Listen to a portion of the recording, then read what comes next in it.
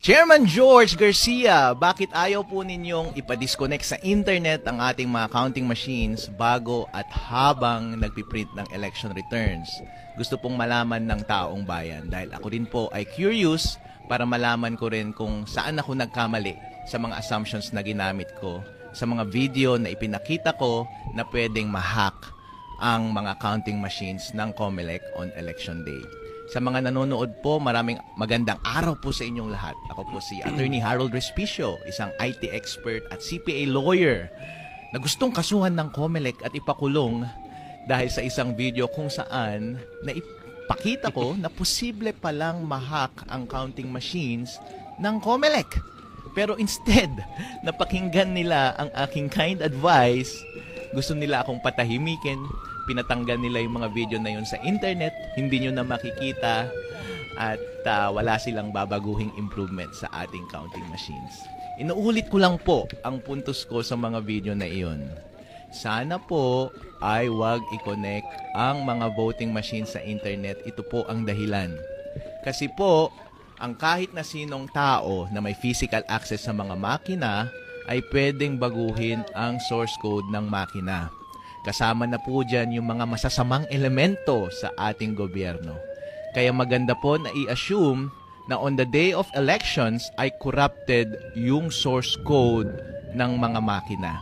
Kasi yung source code na iyon kapag corrupted ay pwedeng magbigay ng isang opening sa isang hacker na baguhin ang score ng makina na iyon live throughout the day ng eleksyon hanggang mag-print ng final score ng eleksyon sa makina na iyon using the election returns. Kaya ang suggestion ko bilang professional is, ang tanging paraan lang para maiwasan mo yan ay, wag mo na lang i-connect sa internet muna yung voting machines.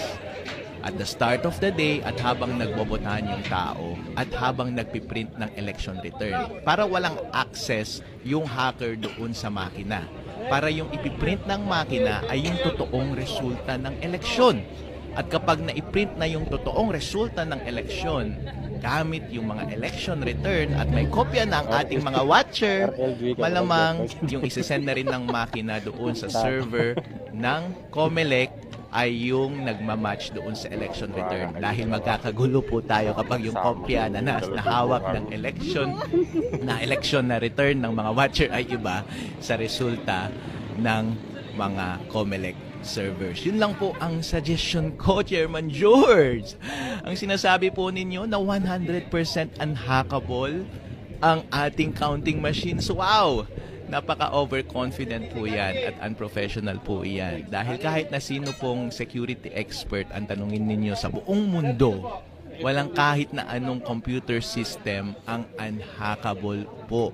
Ang tanging magagawa lang po natin bilang mga professional ay i-recognize natin yung mga risk at i-minimize natin yung mga chances na mangyari yung mga risk na yun kung wala namang mawawala doon sa ating botohan. Kasi kung i-implement lang po natin ang advice natin na wag nating i-connect sa internet yung voting machines bago at habang nagpiprint ng election return at isi-send mo lamang yung data pagkatapos ng printing ng election return doon sa server ng COMELEC, wala pong mawawala sa mga botante, wala pong mawawala sa COMELEC, walang mawawala sa sistema ng demokrasya natin. Kaya nakakapagtaka lang po, Chairman George, bakit ayaw ninyong tratuhin itong suggestion na ito na professional at mukha pa kayong guilty, pinatanggal nyo pa yung videos doon sa internet at gusto nyo pa akong ipadisbar, patanggalan ng lisensya bilang CPA at ipadisqualify bilang kandidato